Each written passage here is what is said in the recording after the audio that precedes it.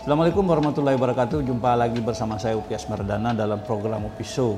Upi Show program berbagi kisah, berbagi inspirasi, dan berbagi kebaikan. Upi Show tayang di kanal YouTube Upi Show, Kabar Video, dan jaringan Kabar Group Indonesia Network.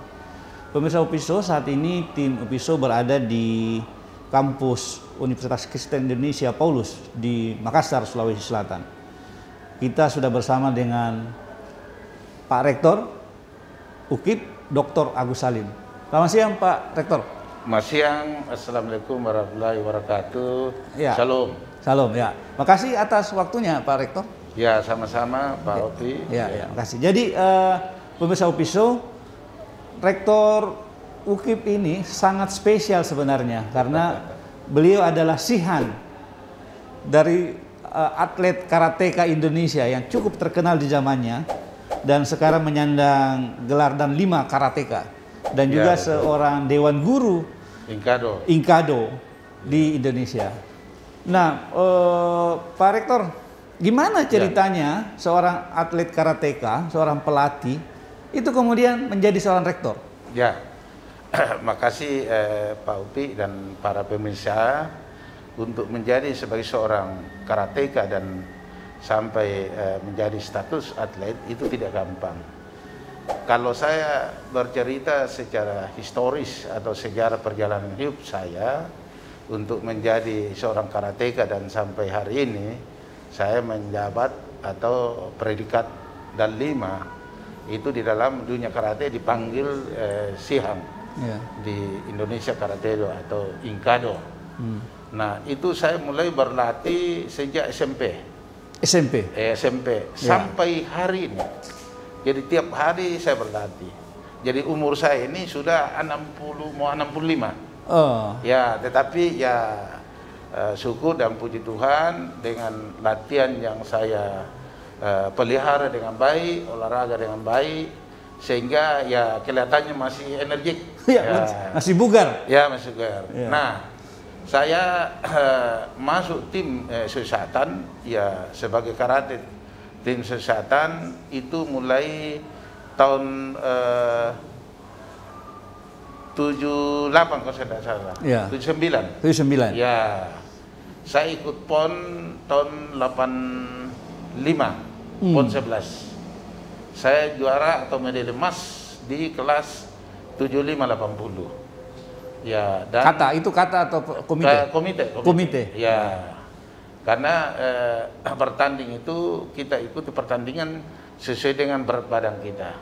Nah, saya pada saat itu ya juara di kelas 75-80. Nah, tahun 86 saya ikut kejuaraan Asia Pasifik di Malaysia bersama dengan teman-teman ya Saleh Al-Lapsi, Mursalim dengan ya banyak.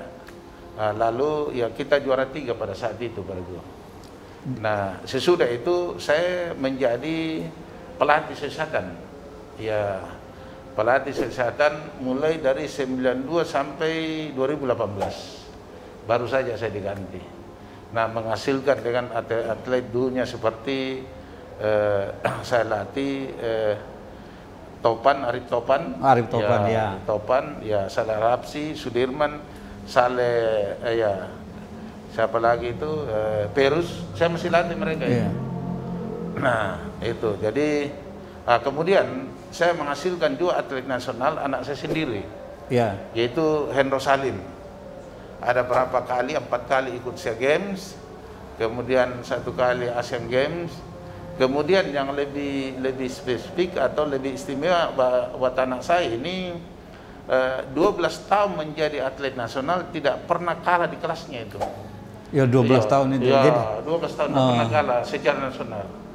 Ya, jadi 12 tahun menjadi status atlet nasional.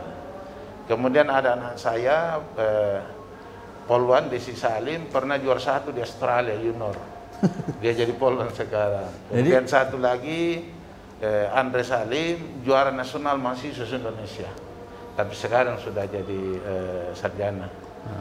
Ya, saya kira itu perjalanan hidup saya yang menggeluti atau menekuni bidang atlet karate. Dan sampai hari ini saya menjadi pelatih. Sampai sekarang. Sampai hari ini. Nah, ceritanya kemudian menjadi rektor itu gimana?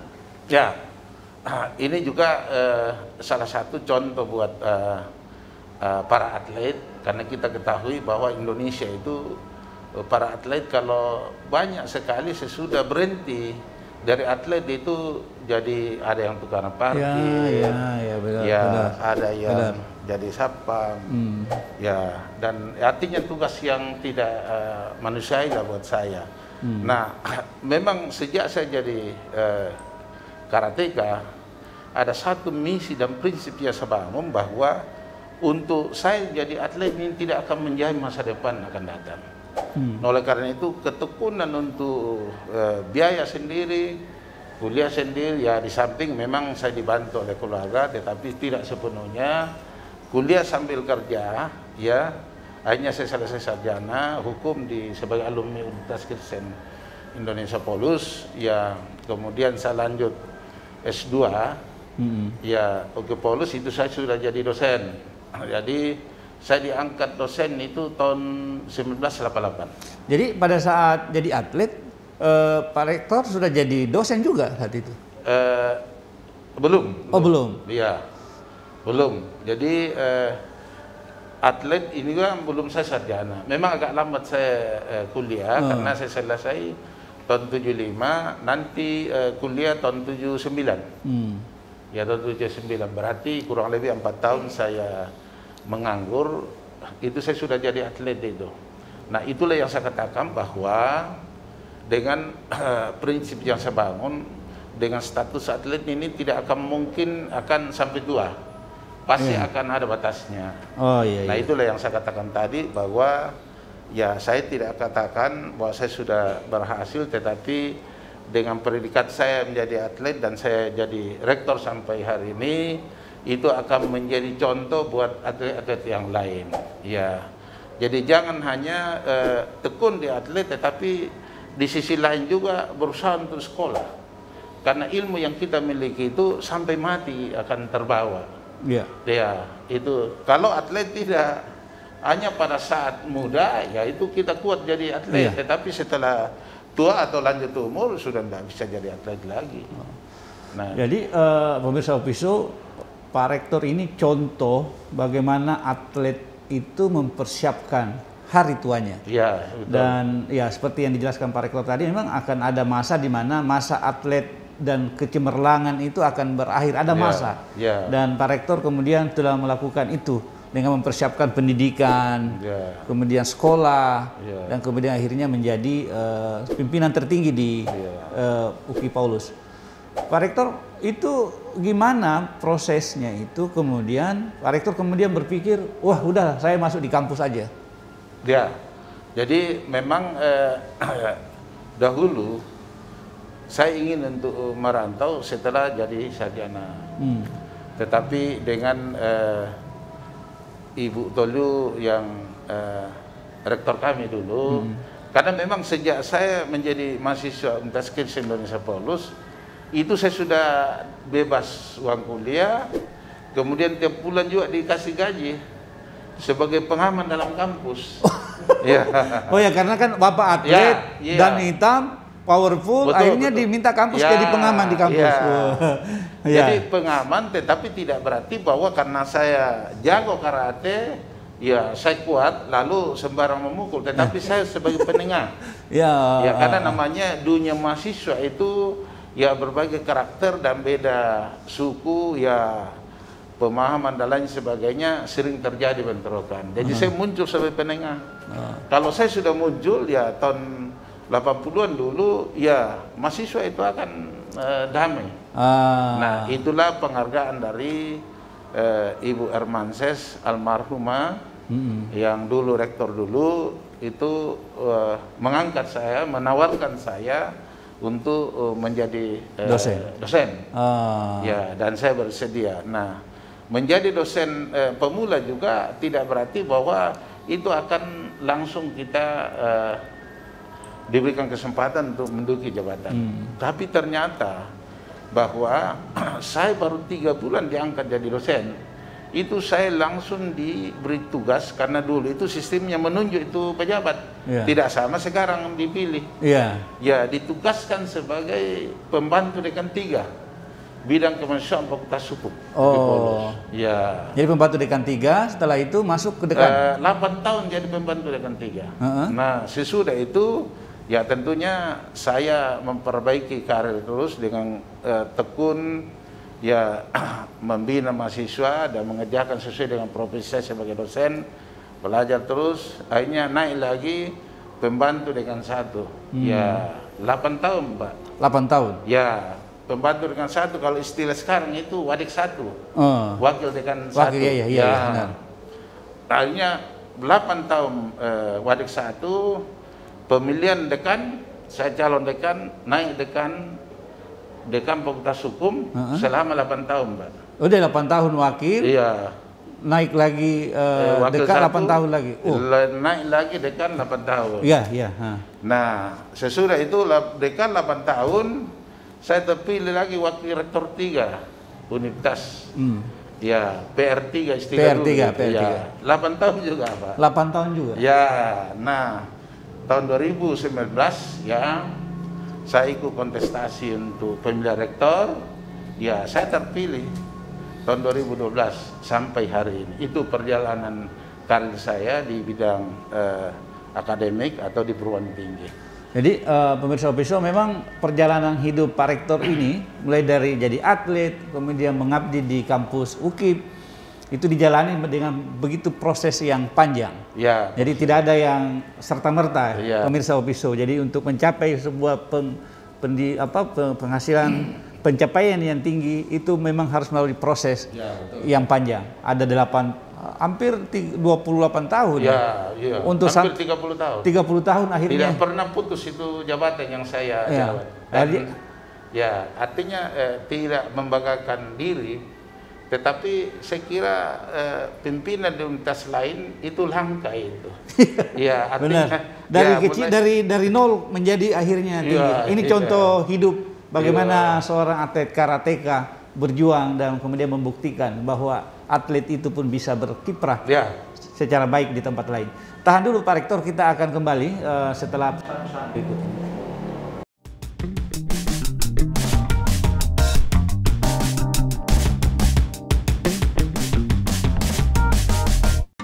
Talk show yang satu ini berbeda. Kembali lagi bersama saya Upios Maradana dalam program Upi Show. Cuma di sini orang-orang akan berbagi kisah, berbagi inspirasi, berbagi kebaikan. Pemirsa Upi Show ingin tahu bagaimana sih perjalanan hidup seorang pasap? Ya sebagai orang. Jadi masih adat-adat ini adalah nyanyian supaya leluhur itu yang meninggal. Upi Show setiap hari Rabu jam 4 sore hanya di channel YouTube Upi Show. Jangan lupa subscribe ya.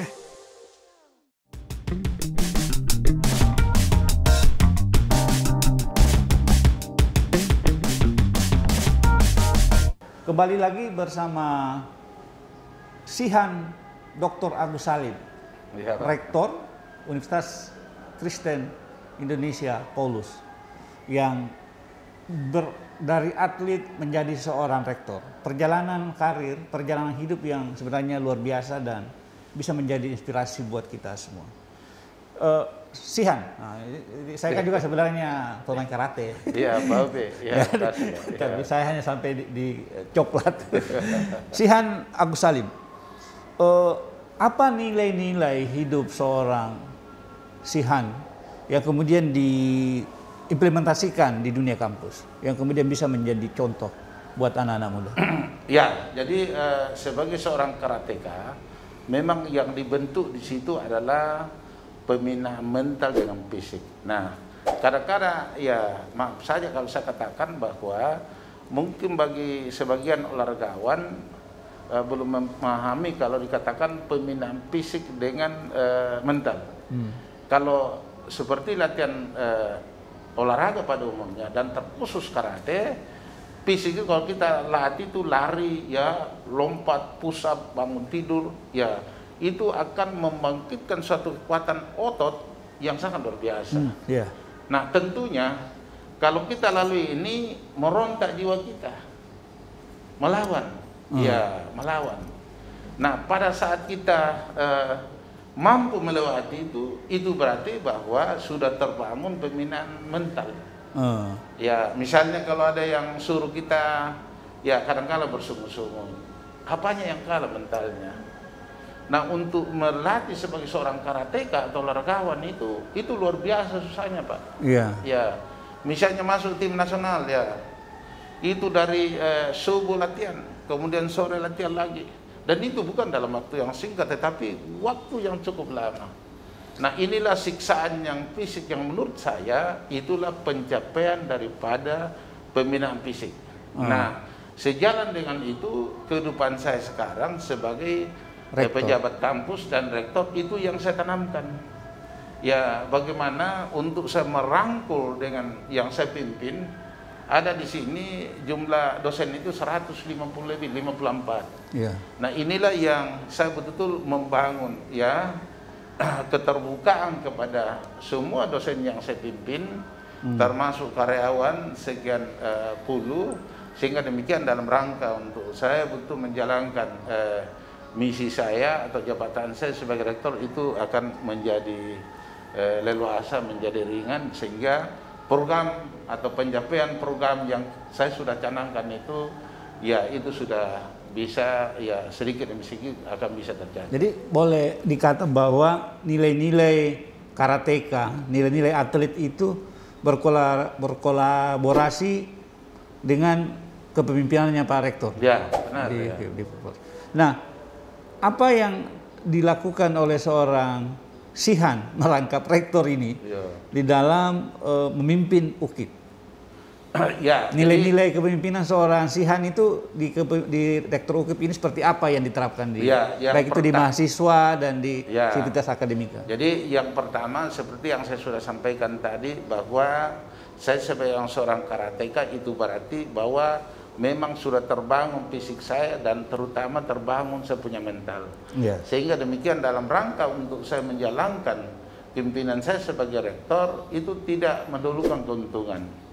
Ya, tetapi nilai-nilai yang saya tanamkan adalah bagaimana saya terbuka dan merangkul semua yang saya pimpin sehingga demikian bahwa mereka itu menjalankan tugasnya masing-masing baik sebagai para warek, sekretaris lintas maupun pimpinan fakultas dengan pimpinan prodi itu dengan leluasa mereka untuk menjalankan tugasnya masing-masing. Nah nanti kalau misalnya saya ditanya untuk capaian selama saya menjadi rektor itu akan saya bisa jelaskan. Nah sekarang ini kan sudah 4 tahun ya jadi sudah rektor. Pas sebulan ini 3 tahun. 2 tahun karena ya. 2019. Ya. 2 tahun. Nah, dengan jumlah mahasiswa sekitar 4.000-an. Apa prioritas utama seorang Pak Rektor di dalam memimpin UKIP? Ya, jadi prioritas pertama itu pertama memang peningkatan sumber daya. Sumber daya. Ya, dalam hal dosen-dosen itu selama saya menjadi rektor ada 17 dosen yang saya sekolahkan tentunya bekerja sama dengan yayasan untuk soal biaya itu untuk tingkat S3. S3 karena memang sesuai dengan aturan dikti bahwa untuk menjadi dosen tidak boleh satu ya tetapi semuanya peringkat S2. Nah, lalu S2 ini yang masih muda itu yang saya tingkatkan untuk pendidikannya mereka sementara untuk kuliah di program S3. Baik di Jawa maupun yang di Unhas, tidak ada yang di swasta. Ya. Jadi meningkatkan SDM, kualitas dosen di sini ya. Selain memang sarana dan prasarana seperti dari awal saya menjadi rektor itu semua kursi itu saya ganti.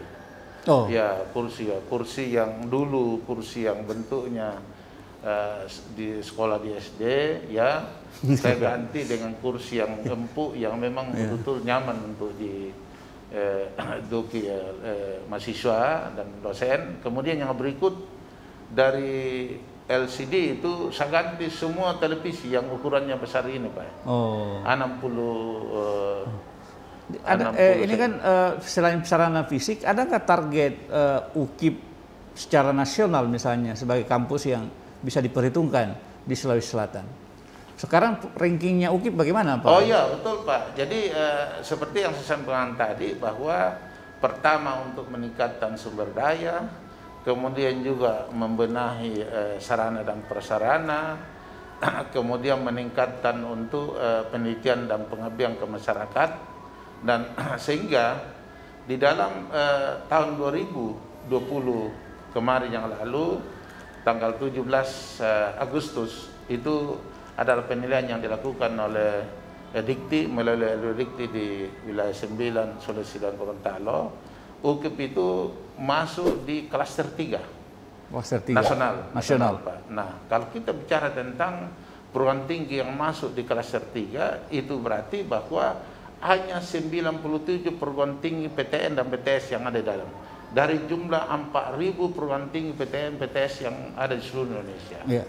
Nah, kemudian untuk rankingnya itu kita berada pada ranking 146 secara nasional. 146. Ya. Dari itu 146, Pak. Secara nasional? Ya, secara nasional. Dari 4.000 lebih perguruan tinggi. 4.000 lebih. Ya, ada perguruan tinggi.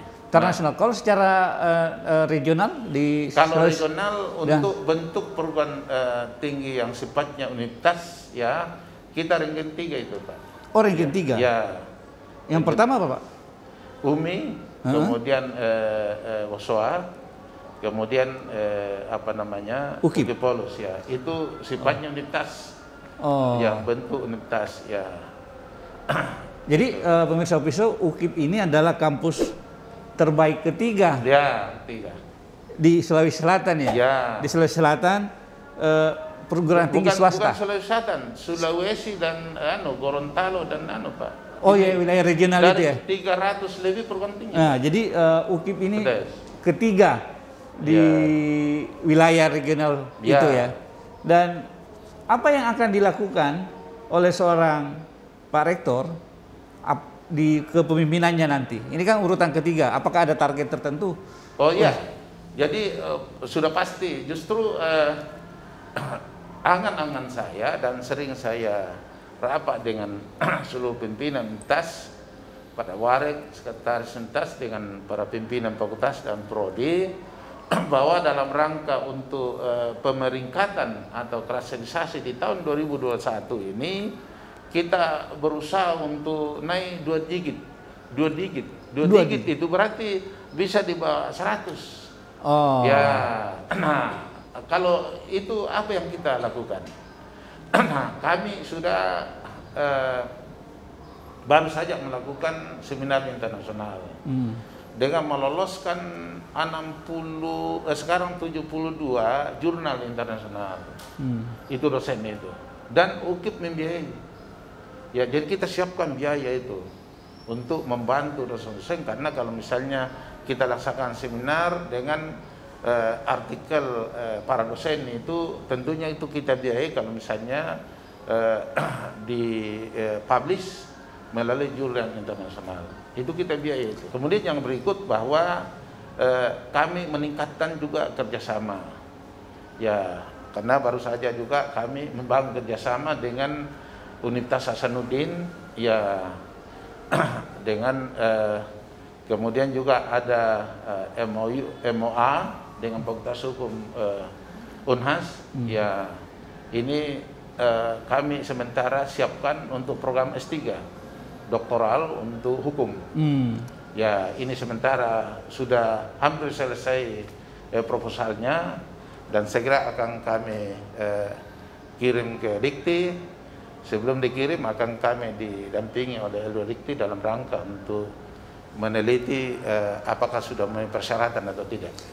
Untuk mencapai angka 2 digit itu, ini di segmen terakhir, apa pesan Pak Rektor ke Sivitas Akademika, ke mahasiswa dan stafnya Pak Rektor agar di menjelang ini kan targetnya Pak Rektor selama memimpin UKIP, akan UKIP berada di urutan 100. Ya, di minimal di bawah 100 lah secara nasional. Apa pesan Pak Rektor yang bisa disampaikan. Ya, makasih Ini, Pak Upi, ya para pemirsa dan teman-teman pimpinan dan dosen, pegawai dan mahasiswa. Ya, saya mengharapkan supaya dalam rangka kita mencapai pemeringkatan atau klasterilisasi yang angan-angan saya dan cita-cita saya, dan saya kira cita-cita kita bersama, supaya dalam rangka penilaian pada tahun 2021 ini UKIP akan bisa mencapai untuk menaikkan 2 digit, artinya masuk di urutan ranking 100 dari 4.000 lebih perguruan tinggi PTN maupun PTS di seluruh Indonesia. Saya harapkan supaya yang pertama itu kita betul membangun kerjasama. Kemudian yang kedua adalah betul-betul dengan serius dan sungguh-sungguh dalam rangka untuk bekerja sesuai dengan tupoksinya masing-masing. Yang ketiga adalah ya bekerja tanpa pamrih, ya apalagi di masa pandemi ini. Ya saya harapkan supaya selain untuk menekuni tugasnya masing-masing, tetapi masalah protokol kesehatan juga harus diperhatikan. Kemudian untuk pemirsa juga bahwa dan bagi masyarakat yang punya anak untuk melanjutkan program tinggi ke UKIP Paulus, tidak perlu ragu-ragu, walaupun UKIP ya menggunakan nama Universitas Kristen, tetapi pendidikan yang kami kelola di UKIP adalah bersifat universal atau nasional. Kami menerima semua suku, agama, tidak ada yang kami membedakan. Di UKIP banyak juga yang agama lain atau Islam yang kuliah, termasuk banyak dosen Islam yang kuliah di UKIP Paulus. Ya. Nah, Dia kampus universal. Ya. Jadi bagi masyarakat yang ingin datang ke UKIP silahkan datang, dan terima kasih atas waktunya. Ada satu sedikit lagi. Silakan. Ya. Kemudian prodi kami di UKIP yang pertama Fakultas Teknik yang membina 4 program studi, yaitu Fakultas Teknik Sipil, Mesin, Kimia, kemudian Elektro, kemudian Fakultas Informatika dan Komputer, kemudian Fakultas Ekonomi dan Bisnis, Akuntansi, Manajemen, dan perpajakan. Ya. Kemudian satu Fakultas Hukum. Kemudian pasca sarjana kami yaitu Magister Hukum, kemudian Magister Manajemen, kemudian Magister Sipil. Nah, silakan datang kalau misalnya ada yang minat untuk masuk UKIP, tetapi yang jelas bahwa mutu dan kualitas itu yang kami tonjolkan. Yeah. UKIP bersaing dengan perguruan tinggi baik swasta maupun dengan perguruan tinggi negeri. Oke, makasih banyak Pak Rektor. Yeah. Ini promosinya buat semua pemirsa UPISU, dan kita berdoa agar Pak Rektor sehat-sehat selalu. Karena ini kita dalam situasi pandemi, dan UKIP betul-betul bisa di bawah kepemimpinan Pak Rektor Sihan Dr. Agus Salim bisa menjadi masuk di 100 besar perguruan tinggi negeri swasta dan negeri di Indonesia. Ya. Makasih Pak Rektor. Pemirsa UPISU, kita berharap memang UKIP karena ini merupakan salah satu kampus tua sebenarnya di Sulawesi Selatan, berdiri tahun sejak 63 ya, dan 2 September 1963. Dan kita berharap cita-cita Pak Rektor untuk membawa UKIP masuk di 100 besar perguruan tinggi negeri dan swasta di Indonesia itu bisa tercapai. Dan satu quote pentingnya bahwa untuk menjadi atlet itu atlet itu ada batasnya. Oleh sebab itu setiap atlet harus mempersiapkan diri sejak dari sekarang. Terima kasih sekali atas waktunya, dan pemirsa UPISU, dengan berakhirnya promosi soal kampusnya Pak Rektor ini, maka berakhir pula edisi UPISU pada hari ini. Mewakili kru yang bertugas, kami terima kasih. Assalamualaikum warahmatullahi wabarakatuh.